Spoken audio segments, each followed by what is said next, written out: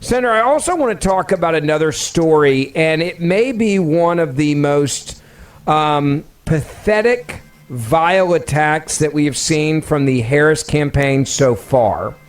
And it was a fake story, a fictitious story that was clearly, I think, drawn up a play by the Harris campaign to, hey, let's make people not like Donald Trump. Let's attack Donald Trump for standing at Arlington Cemetery with the family members of those that lost loved ones on the pullout from Afghanistan on that arbitrary date that Joe Biden and Kamala Harris wanted to say, we ended America's longest war. We don't care when we're pulling out who dies or how many people that helped America are left behind to be attacked and tortured by the terrorists. We were literally taking orders from the Taliban at the very end.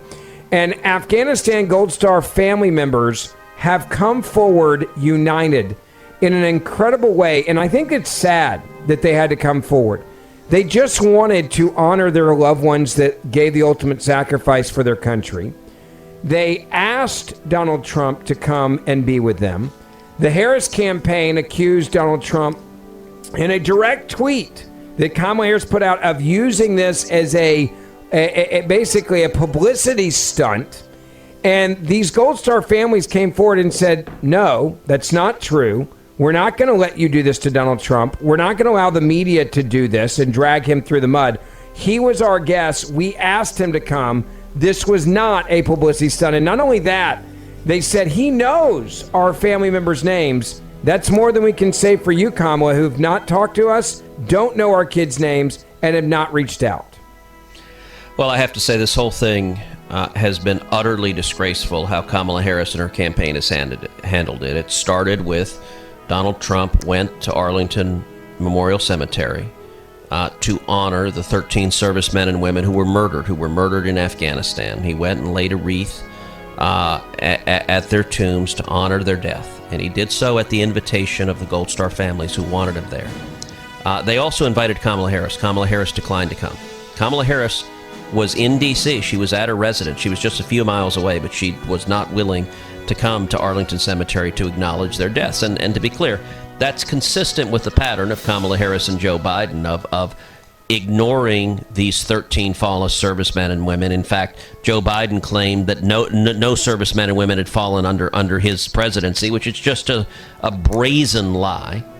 And so instead of, look, Kamala can't defend the absolute incompetence, the disaster that was the withdrawal from Afghanistan. So she wants to change the subject. And so she immediately blasted Trump because while he was there, he took photographs with the families of the fallen servicemen and women. And he did so at their request. And she tried to say, this is a political stunt because he took photographs with the families. Now, to be clear, the families asked him to take photographs. I guess in her view, you should tell the grieving mother of a soldier who was killed, no, I'm not willing to take a picture with you. That would have been insane. In response, families of 7 of the 13 fallen servicemen and women put out a joint statement. And this joint statement, powerful doesn't begin to cover it. Let me just read it. It's not very long. Quote, "We, the families of the brave service members who were tragically killed in the Abbey Gate bombing, are appalled by Vice President Kamala Harris's recent attempts to politicize President Trump's visit to the Arlington National Cemetery. President Trump was invited by us, the Gold Star families, to attend the solemn ceremonies commemorating the 3-year anniversary of our children's death. He was there to honor their sacrifice, yet Vice President Harris has disgracefully twisted this sacred moment into a political ploy. Vice President Harris bears responsibility for the deaths of our sons and daughters." Let me read that again. Vice President Harris bears responsibility for the deaths of our sons and daughters. Her administration's catastrophic mishandling of the Afghanistan withdrawal directly led to the murder of 13 service members, including our children. Despite our multiple requests for a meeting to discuss the loss of our loved ones, Vice President Harris has repeatedly ignored us. showing a complete lack of empathy and accountability. This refusal to face the consequences of her administration's decisions is a deep betrayal to us as Gold Star families. President Trump, on the other hand, has been the only commander-in-chief to consistently recognize the heroism of our children. His attendance at Arlington was not for political gain, but to stand with us, to grieve with us, and to honor the legacy of those who gave everything for this nation. His leadership during his time in office was strong, and we have no doubt that if he were still commander-in-chief, our children would be alive today. Vice President Harris has proven herself unfit to serve as commander-in-chief.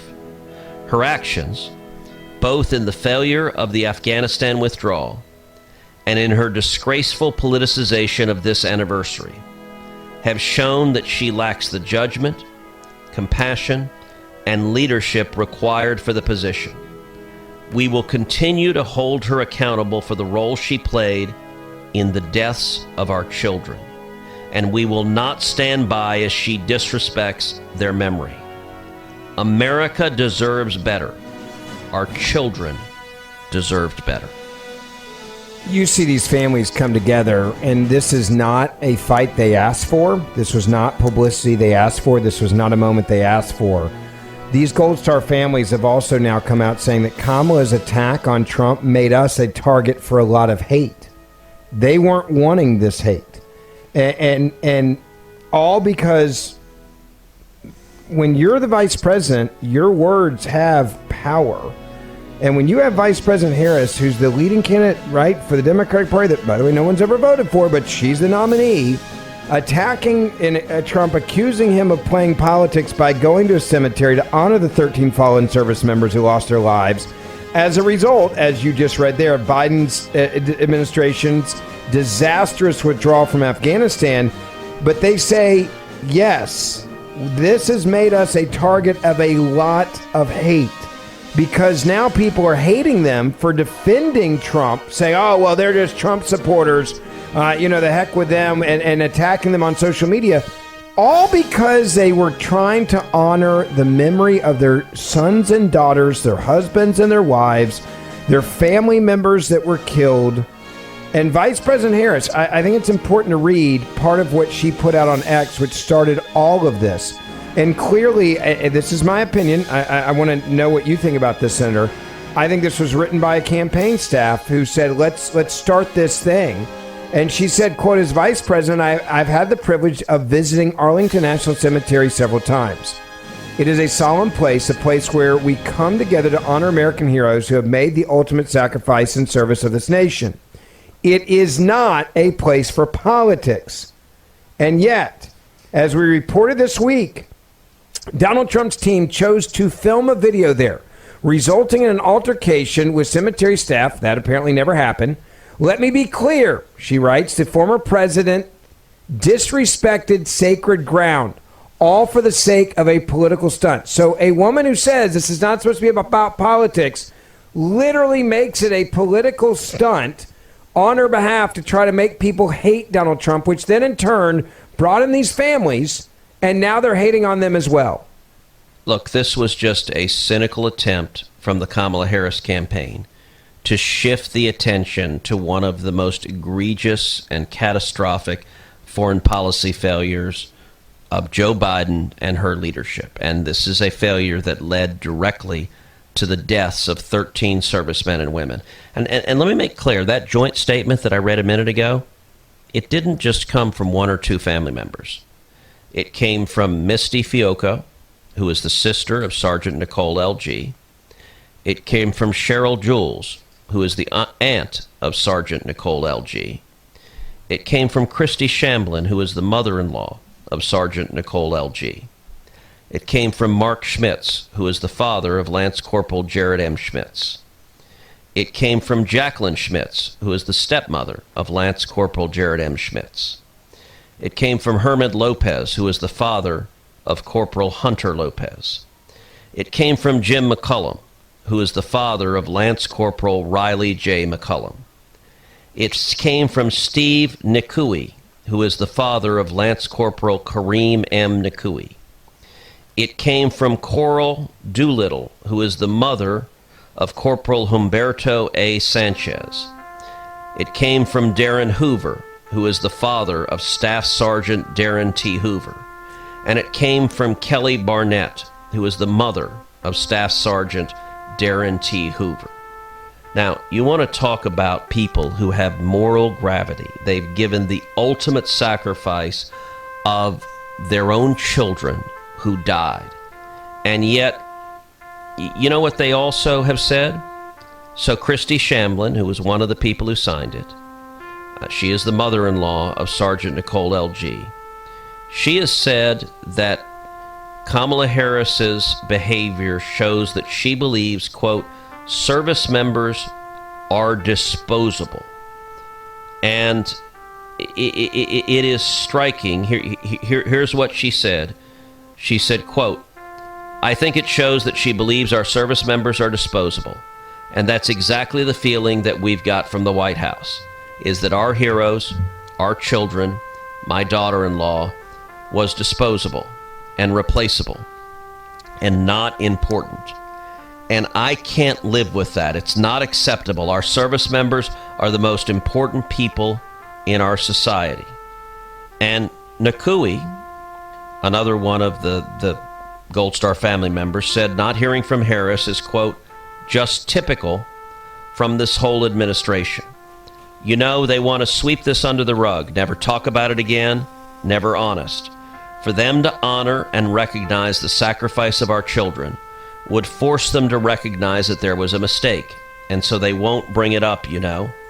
They'll keep it under the rug.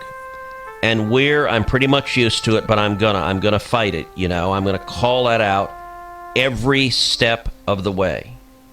And McCollum added that Harris utterly ignored them, never gave them a call. And here's what McCollum said, quote, complete lack thereof, to just abandon the 13, to never reach out, no condolences, no I'm sorry, no explanation, just absolutely ignore us and basically shut us up.